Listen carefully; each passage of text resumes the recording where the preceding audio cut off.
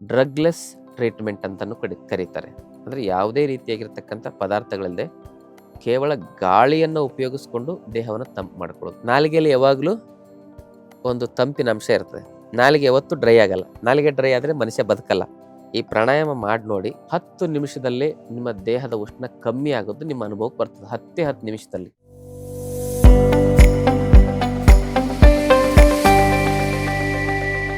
ಶ್ರೀ ಗುರು ಬಸವಲಿಂಗಾಯ ನಮಃ. ಓಂ ನಮಃ ಶಿವಾಯ. ಸರ್ವರಿಗೂ ಶರಣಾರ್ಥಿ. ಆತ್ಮೀಯರೇ, ದೇಹವನ್ನು ತಂಪು ಮಾಡಲಿಕ್ಕೆ ಪ್ರಾಣಾಯಾಮ, ಈ ಪ್ರಾಣಾಯಾಮ ಮಾಡಿ ನೋಡಿ, 10 ನಿಮಿಷದಲ್ಲೇ ನಿಮ್ಮ ದೇಹದ ಉಷ್ಣ ಕಮ್ಮಿ ಆಗೋದು ನಿಮ್ಮ ಅನುಭವಕ್ಕೆ ಬರ್ತದೆ. 10 ನಿಮಿಷದಲ್ಲಿ. You can feel practically. ಮಾಡಿ ನೋಡಿ. 10 ನಿಮಿಷದಲ್ಲಿ ಏನು ಬದಲಾವಣೆ ಆಯಿತು ಅಂಥೇಳಿ ಕಮೆಂಟ್ ಮಾಡಿ ತಿಳಿಸಿ. ಅದನ್ನು ಆಯುರ್ವೇದದಲ್ಲಿ ಮತ್ತು ಯೋಗಶಾಸ್ತ್ರದಲ್ಲಿ ಏನಂತ ಕರೀತಾರೆ ಅಂತ ಹೇಳಿದ್ರೆ ಸೆಲ್ಫ್ ಟ್ರೀಟ್ಮೆಂಟ್ ಅಂತ ಕರೀತಾರೆ. ಸ್ವಚಿಕಿತ್ಸೆ ಅಂತ ಕರೀತಾರೆ. ಸ್ವಯಂ ಚಿಕಿತ್ಸೆ, ಡ್ರಗ್ಲೆಸ್ ಟ್ರೀಟ್ಮೆಂಟ್ ಅಂತಲೂ ಕರೀತಾರೆ. ಅಂದರೆ ಯಾವುದೇ ರೀತಿಯಾಗಿರ್ತಕ್ಕಂಥ ಪದಾರ್ಥಗಳಿಲ್ಲದೆ ಕೇವಲ ಗಾಳಿಯನ್ನು ಉಪಯೋಗಿಸ್ಕೊಂಡು ದೇಹವನ್ನು ತಂಪು ಮಾಡ್ಕೊಳ್ಳೋದು. ಅದಕ್ಕೆ ಹೇಳ್ತಾರೆ ಗಾಳಿಯಲ್ಲಿ ಎಲ್ಲ ಶಕ್ತಿನೂ ಇದೆ ಅಂತ ಹೇಳ್ತಾರೆ. ಏಕ್ ಹವಾ ಸೌ ದವಾ. ಒಂದು ಗಾಳಿಯನ್ನು ವಿಶೇಷವಾಗಿ ಬಳಸೋದನ್ನು ನಾವು ಕಲ್ತರೆ ಮನುಷ್ಯ 1000 ವರ್ಷ ಬದುಕ್ತಾನೆ. ಆ ಥರ ಬದುಕಿರೋರು ಹಿಮಾಲಯದಲ್ಲಿ ಇನ್ನೂ ಇದ್ದಾರೆ. ದೇಹ ತಂಪು ಮಾಡ್ಕೊಳ್ಳಿಕ್ಕಾಗಲ್ವೇನು? ಹಾಗೆ ಗಾಳಿಯನ್ನೇ ತಂಪುಗೊಳಿಸಿ ದೇಹವನ್ನು ತಂಪುಗೊಳಿಸುವ ಒಂದು ಅದ್ಭುತವಾಗಿರ್ತಕ್ಕಂಥ ಪದ್ಧತಿಯನ್ನು, ಪ್ರಾಣಾಯಾಮವನ್ನು ತಿಳಿಸ್ಕೊಡ್ತೀನಿ. ಹೇಗೆ? ಬಾಯಿಂದ ನಾವೇನು ಮಾಡಬೇಕು? ಗಾಳಿಯನ್ನು ಕೂಲ್ ಮಾಡಿ ಒಳಗಡೆ ಕಳಿಸ್ಬೇಕು. ಅದು ಹೇಗಾಗುತ್ತೆ ಅಂತ ಹೇಳಿದ್ರೆ, ನಾಲಿಗೆಯಲ್ಲಿ ಯಾವಾಗಲೂ ಒಂದು ತಂಪಿನ ಅಂಶ ಇರ್ತದೆ. ನಾಲಿಗೆ ಯಾವತ್ತೂ ಡ್ರೈ ಆಗಲ್ಲ. ನಾಲಿಗೆ ಡ್ರೈ ಆದರೆ ಮನುಷ್ಯ ಬದುಕಲ್ಲ. ಅಂದರೆ ಜಲತತ್ವ ಹೆಚ್ಚು ಇಲ್ಲಿರ್ತದೆ. ಅದನ್ನು ಏನು ಹೇಳ್ತಾರೆ ಅಂದರೆ, ಯಾವ ಒಂದು ಅಂಶ ಜಲತತ್ವದ ಒಂದು ಬ್ಯಾಲೆನ್ಸನ್ನು ಮಾಡ್ತದೆ ನಾಲಿಗೆಯಲ್ಲಿ, ಅದಕ್ಕೆ ಬೋಧಕ ಕಫ ಅಂತ ಕರೀತಾರೆ. ಬೋಧಕ ಕಫ ಒಂದಿಲ್ಲ ಅಂದರೆ ಎಲ್ಲ ಬಾಯೆಲ್ಲ ಒಣಗಿ ಏನಾಗುತ್ತೆ? ಕಟ್ಟಿಗೆ ಥರ ಆಗುತ್ತೆ. ತರ್ಪಕ್, ಬೋಧಕ್, ಕ್ಲೇದಕ್, ಅವಲಂಬಕ್, ಶ್ಲೇಷ್ಮಕ್ ಅಂತ 5 ರೀತಿ ಕಫಗಳಲ್ಲಿ ಎಲ್ಲ ದೇಹವನ್ನ ತಂಪು ಮಾಡ್ತಕ್ಕಂಥ ಕೆಲಸವನ್ನ ಕಫ ಒಂದು ದೋಷ ಏನ್ ಮಾಡ್ತದೆ. ದೋಷ ಅಂದ್ರೆ ಕೆಟ್ಟದ್ದಲ್ಲ. BP sugar ಕೆಟ್ಟದ್ದಲ್ಲ. ಅದು ಹೆಚ್ಚಾಗಬಾರ್ದು, ಕಮ್ಮಿ ಆಗಬಾರ್ದು, ಬ್ಯಾಲೆನ್ಸ್ ಇರ್ಬೇಕು. BP ಇದ್ರೆ ನಾವು ಬದುಕೋದು, ಶುಗರ್ ಇದ್ರೆ ನಾವು ಬದುಕೋದು, ವಾತ ಪಿತ್ತ ಕಫ ಇದ್ರೆ ಬದುಕೋದು. ನಾವು ಕಫ ತೆಗೆದು ಬಿಡ್ತೀವಿ, ವಾತ ತೆಗೆದು ಬಿಡ್ತೀವಿ, ಪಿತ್ತ ತೆಗೆದು ಬಿಡ್ತೀವಿ ಅಂತಲ್ಲ. ಅದನ್ನ ಸಮತೋಲನಗೊಳಿಸ್ತೇವೆ ನಾವು. ಹಾಗೆ ಬಾಯಲ್ಲಿರ್ತಕ್ಕಂಥ ಆ ಒಂದು ಬೋಧಕ ಕಫದ ಸಹಾಯದಿಂದ ದೇಹವನ್ನು ತಂಪು ಮಾಡ್ಕೊಳ್ಳದೆ ಶೀತಕಾರಿ ಪ್ರಾಣಾಯಾಮ ಹೇಗೆ ಮಾಡೋದು ನೋಡಿ. ನಾಲಿಗೆನ ಒಳಗಡೆ ಈ ರೀತಿ ಹೊರಗಡೆ ಹಾಕಬೇಕು.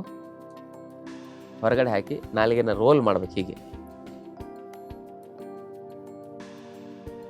ರೋಲ್ ಮಾಡಿ ನಿಧಾನವಾಗಿ ಉಸಿರನ್ನ ಒಳಗಡೆ ಎಳ್ಕೋಬೇಕು. ಎಳ್ಕೊಂಡು ಆ ಉಸಿರು ನುಂಗಬೇಕು. ನುಂಗಿ ಗದ್ದವನ್ನು ಎದೆಗೆ ತಾಗಿಸ್ಬೇಕು. ಒಂದು ಎಷ್ಟು ನಿಮಿಷ ಅಂತ ಹೇಳಿದ್ರೆ, ಕನಿಷ್ಠ ಪಕ್ಷ ಒಂದು 10-20 ಸೆಕೆಂಡ್ ಆದರೂ ಹೋಲ್ಡ್ ಮಾಡಬೇಕು. ಸಾಧ್ಯ ಆದರೆ 1 ನಿಮಿಷಕ್ಕಿಂತ ಹೆಚ್ಚಿಗೆನೂ ಕೂಡ ನೀವು ಹೋಲ್ಡ್ ಮಾಡ್ಬೋದು. ಆದರೆ ಪ್ರಾರಂಭದಲ್ಲಿ ಒತ್ತಡ ಹಾಕಬೇಡಿ. ನಿಮ್ಗೆ ಎಷ್ಟಾಗುತ್ತೆ ಅಷ್ಟು. ಒಂದು 10-20 ಸೆಕೆಂಡ್ ಹೋಲ್ಡ್ ಮಾಡಿ ಆಮೇಲೆ ಕತ್ತು ಮೇಲೆತ್ತಿ ಎಡಗಡೆಯಿಂದ ಉಸಿರನ್ನು ಬಿಡಬೇಕು. ಹೀಗೆ ಇದನ್ನು ಒಂದ್ಸಲಿ ಮಾಡಿ ತೋರಿಸ್ತೇನೆ, ಸರಿಯಾಗಿ ನೋಡ್ಕೊಳ್ಳಿ.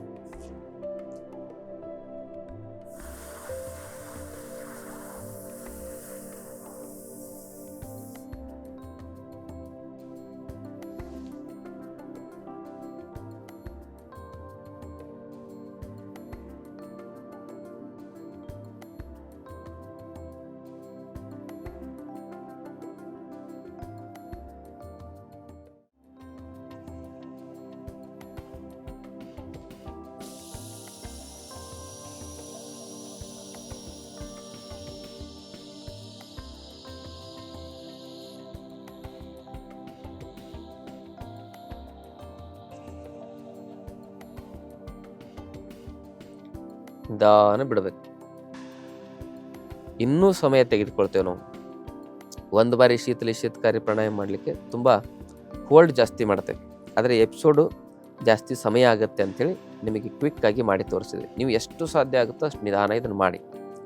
ಶೀತಲಿ ಪ್ರಾಣಾಯಾಮ ಇದನ್ನು ಯಾರು ಮಾಡಬಾರ್ದು ಅಂದರೆ, ತುಂಬ ತಂಪಿರೋರು ಮಾಡಬಾರ್ದು. ತುಂಬ ಬೇಸಿಗೆಯಲ್ಲೂ ಕೂಡ ಕೋಲ್ಡ್ ಅಲರ್ಜಿ ಆಗ್ತಾ ಇರ್ತದೆ ಕೆಲವರಿಗೆ. ತುಂಬ ತಂಪಿನ ಪ್ರಕೃತಿ ಇರ್ತಕ್ಕಂಥವ್ರು ಇದನ್ನು ಮಾಡಬಾರ್ದು. ತುಂಬ ಹೀಟ್ ಆಗ್ತಾ ಇದೆ, ಪಿತ್ತ ಜಾಸ್ತಿ ಆಗ್ತದೆ, ಬೇಸಿಗೆಯಲ್ಲಿ ಶರೀರ ತಂಪಾಗಿರಬೇಕು ಅಂತಕ್ಕಂಥವ್ರು ಇದನ್ನು ಮಾಡ್ಬೋದು. ಕೆಲವ್ರಿಗೆ ಎಲ್ಲೋ 100,000 ಆ ಥರ ಸಮಸ್ಯೆ ಇರುತ್ತೆ. ಉಳಿದಂತೆ ಎಲ್ಲರೂ ಈ ಶೀತಲಿ ಪ್ರಾಣಾಯಾಮ ಮಾಡ್ಬೋದು. ಯಾರಿಗೆ ಕೋಲ್ಡ್ ಅಲರ್ಜಿ ಇರಲ್ಲ ಅಂಥವ್ರೆಲ್ಲರೂ ಮಾಡ್ಬೋದು.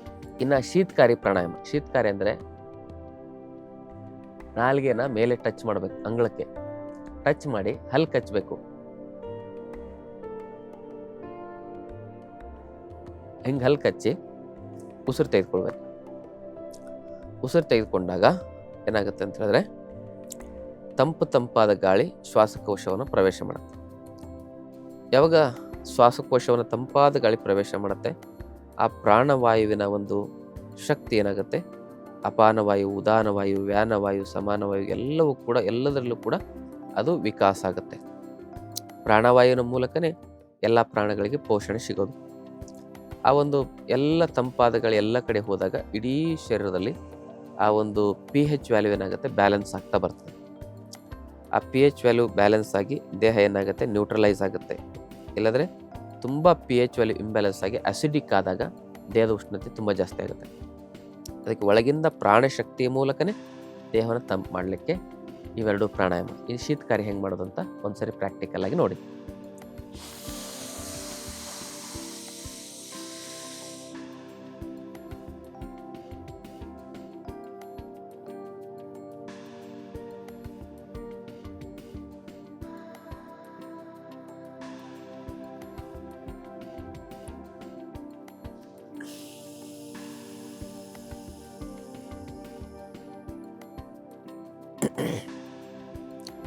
ಹೀಗೆ ಶೀತಕಾರಿ ಇವೆರಡೂ ಪ್ರಾಣಾಯಾಮವನ್ನು ಬೆಳಗ್ಗೆ, ಮಧ್ಯಾಹ್ನ, ಸಾಯಂಕಾಲ ಯಾವ ಟೈಮಲ್ಲಿ ಬೇಕಾದ್ರೂ ಮಾಡ್ಬೋದು.